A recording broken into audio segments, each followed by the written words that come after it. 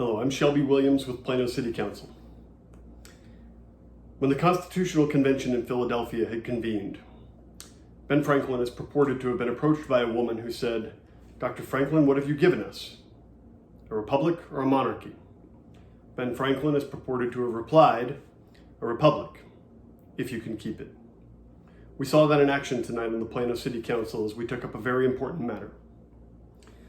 An emergency meeting was called tonight to discuss an ordinance to require businesses to require employees and customers to wear masks, or else be penalized $500 a day if they did not have a policy which they enforce, which required mask wearing.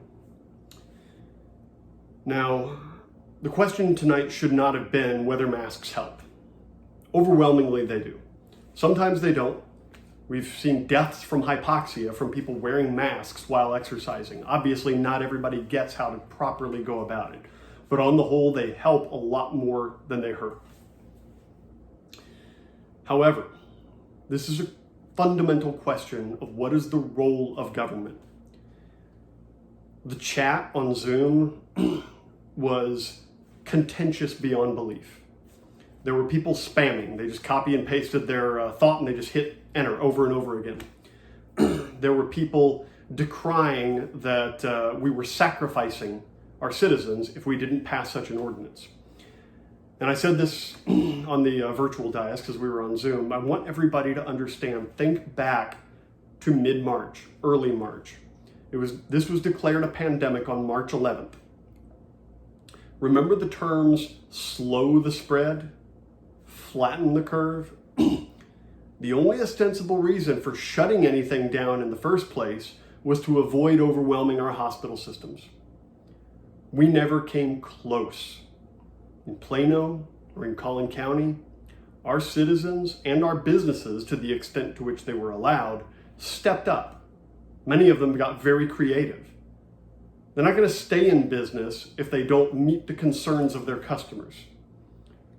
And we did a stellar job. Even now, when we saw an enormous spike in cases over the past month, 4.5%, that's 4.5% of our hospital capacity in Collin County is filled with COVID cases. That's after the spike from the protests. Fortunately, we didn't have any riots in Collin County.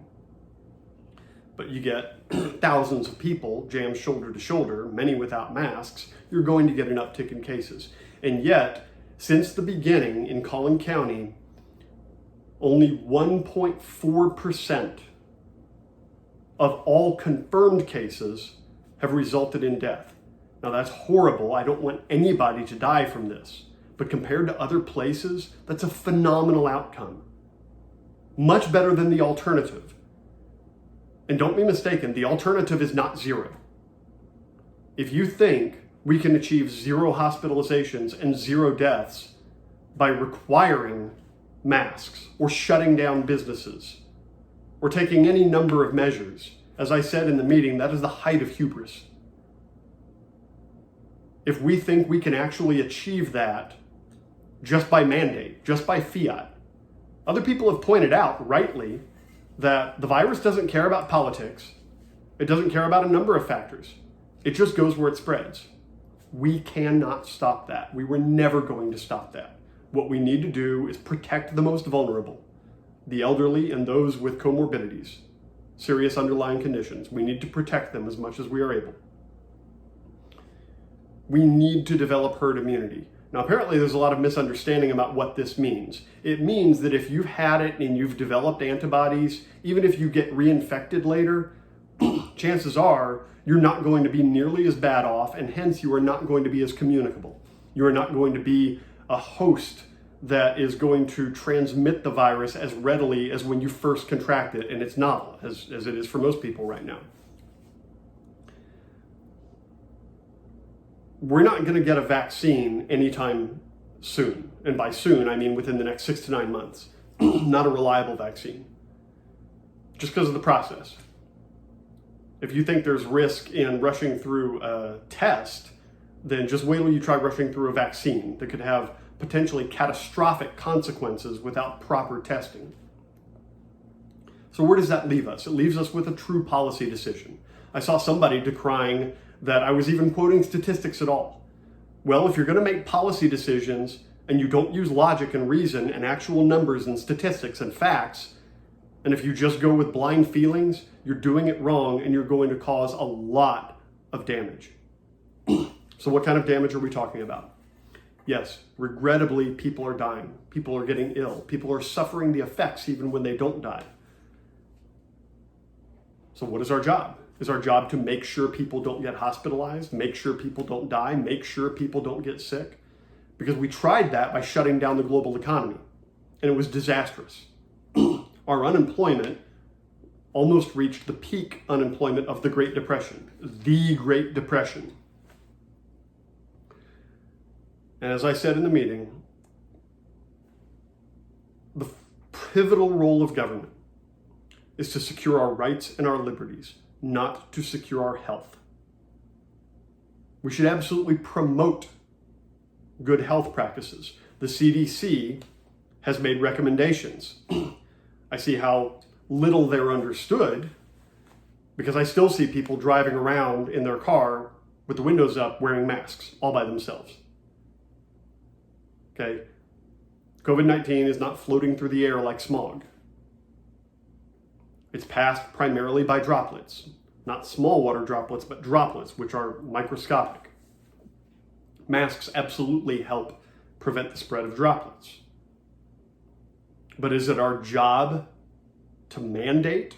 Is it government's job to mandate that people wear masks in order to slow what we cannot stop? We'll get there eventually. And when this has run its course through the human race, then it probably won't be any worse than the flu. But anybody who thinks it's no worse than the flu right now is obviously not looking at the body count. We have reached 120,000 deaths just in the United States. The average number of deaths in flu season is about 30,000. It reached 100,000 during the Hong Kong flu pandemic in the 60s. So this is now the worst pandemic since the Spanish flu of 1918. So we absolutely need to take it seriously. But to what extent are we willing to go? We shut down the businesses already. Should we have done that? Probably not. The only legitimate reason to do so would be to avoid overwhelming the hospital system so that the people who needed critical care could get critical care. And we never came close. So we can't justify shutting things down. If we forced people to wear masks, yeah, it would probably slow the spread a little bit, but that's really delaying the inevitable. The purpose of herd immunity is so that there are fewer ready hosts for the virus to jump between. We need to get there. Are we going to wreck our economy until that happens? It's not a centuries-long process. It's probably a couple of year-long process, maybe less. I got to check up on Sweden. They did that. They did not shut down their economy. They're trying to achieve herd immunity. They're not going to have a catastrophic second wave of this. We are having the second wave right now. Why? Because we started to open up, and then we had hundreds of thousands of people across America in protests. It was always going to happen, unless we stay shut in for the rest of our lives. Which brings us right back to what is the purpose of government. And I contend that if the purpose of government is to keep people from getting sick or keep people from getting hurt or keep people from dying, in other words, to protect us, irrespective of liberties, then I look forward to the champions of mask mandates with penalties, of bringing forward ordinances and legislation to require solid steel cars and school zone speed limits across every piece of pavement in the city or the state. Because 40,000 people die every year in auto accidents, entirely preventable if you drive 20 miles an hour. And you drive a big hunk of steel. May get a little banged up, but probably nobody's going to die. We're not championing that. Because life is inherently risky, and life does ultimately end in death. It's unavoidable. So what's the end game? Is it to survive longer? Is it to keep more people alive? Or is it to allow more people to live In the movie Braveheart, Mel Gibson, playing William Wallace, said, "Every man dies. Not every man really lives." Applies equally to women, of course. We have experienced unprecedented and historic challenges in the past few months. I don't know that it was worth it even a little bit. The shutdowns. What are we going to do to our lives in the name of survival, which is only living on borrowed time anyway? There was a theory that the numbers that went through New York City, which was the epicenter in North America, some 30,000 dead in New York City alone from COVID-19. The theory is that because New York is so dense, it just ripped through the city and knocked out everybody it was going to knock out, and now probably it's not going to suffer as bad in the future. Everybody who headed this off to begin with and shut everything down, and nobody went out for months, just delayed the inevitable. Now that people are going out, it is starting to spread. So our job as government in a republic is to make sure we are promoting the rights of people. And yes, the right to life is one of those rights, but it does not come at the exclusion or expense of our other rights. If we are approaching, if our trajectory is such that our hospital systems are threatened, then we should do something. Absent that, I believe it's hypocritical to say we should mandate masks, but not flu vaccines, or flu shots, I should say. And what I said in the meeting was, are we to mandate flu shots? Because if you take a flu shot, you're less likely to come down with the flu, at least for the strains that you get the flu shot for, and therefore you're less likely to spread it on to some of the 30,000 people who die on average every year from the flu. So should we mandate that? Should we mandate taking your vitamins?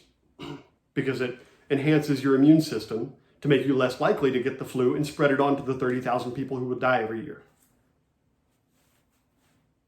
Everybody who takes up the cry of if it saves just one life doesn't actually mean it. I mean, I wish every life could be saved, but every single life ends the same way. Soon or late. We can't stop it. What we can do is try to promote the best lives possible for our citizens and make sure that something like smallpox, which was mentioned in the meeting, smallpox had a 30% mortality rate. And to my knowledge, there were no asymptomatic cases. It was pretty visible. A pox is visible, any kind of pox, chicken pox or smallpox. So you knew who had it, and 30% of them died.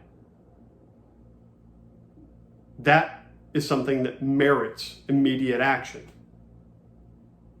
I don't want anybody to die from COVID. But we have now hit, I think, 2 million cases in the world, confirmed cases. That's not to mention the people who never got tested or were asymptomatic and hence never got tested. Life happens, y'all. Sometimes it's ugly. It's a natural function for human beings, I think, and I'm grateful for it, to want to help each other. The best way we can help one another in the long term is by understanding what we can and cannot control, encouraging good practices. It was also mentioned by another councilman in the meeting that Governor Abbott said, wear a mask. Dr. Fauci said, wear a mask. Vice President Pence said, wear a mask. Correct, they all did. And none of them mandated it. I suggest we do the same. We urge people to take the appropriate CDC recommended precautions. We educate them on how to do it properly. There's a ton of misinformation floating out there. But we don't mandate it. We don't use government at any level, local, state, federal, don't even get me started on the UN, to accomplish what should be accomplished by personal responsibility and what can't be accomplished absolutely in any case. There's got to be a verifiable purpose And if your purpose is saving just one life, you've got to change your tune on hundreds of other aspects of life, which entail risk. In the end, tonight, we voted on an amendment to the ordinance. The initial ordinance proposed was to require face masks, or rather to require businesses to require face masks, because Governor Abbott's executive order, GA 28, I believe, said that individuals shall not be required to wear face masks or suffer penalties for it. However, a week ago, a handful of mayors, including ours in Plano, asked the governor to be allowed to force businesses to force people to wear masks. And the governor, confusingly, said, that's been allowed all along. And so they started. And then the governor shut down bars and, again confusingly, tube venues, like inner tube venues, rafting and tube venues. And then a couple days later, California Governor Gavin Newsom followed suit and shut down bars. And I submit to you that if Gavin Newsom is following your lead, it's time for a hard look in the mirror. As long as we are not threatened to have our hospital systems overwhelmed and hence care denied to the people who need it, who are in the worst condition from this pandemic, then we should trust the people of Texas and the people of America and ultimately the people of Earth to come up with the solutions that will mitigate this. I've spoken with a number of business owners here in Plano who have done just that. They have come up with creative ways to continue to do business to the extent which they were allowed by law and meet the needs and the concerns of their customers. This is what made America great, the ingenuity of individuals and businesses trying to meet market needs. So tonight, an amendment was offered to strike the penalty and the enforcement clauses and change it from a requirement to a recommendation. I'm happy to say that amendment passed 5-3. And that is what will be put into effect in the city of Plano. We are absolutely encouraging individuals and businesses to wear face coverings when it's appropriate per CDC guidelines. Nobody will be penalized for not doing so.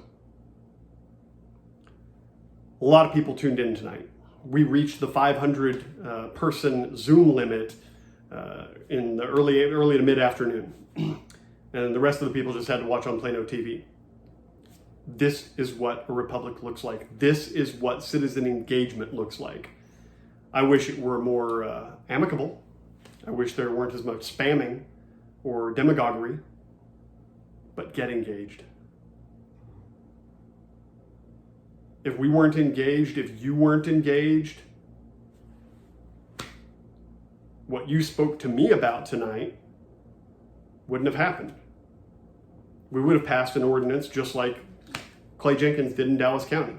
And we would start fining businesses for not requiring masks. All sorts of stuff like this goes on at the local, county, state, and federal level, all across the country. Most of the time, nobody's paying attention. Start paying attention if you're not already. You can do that in part by watching my videos. Whatever you're watching, whatever your opinion, whatever your stance, whatever your position, whatever you're championing, I appreciate your engagement. I'm Shelby Williams with Plano City Council. Good night, and God bless you.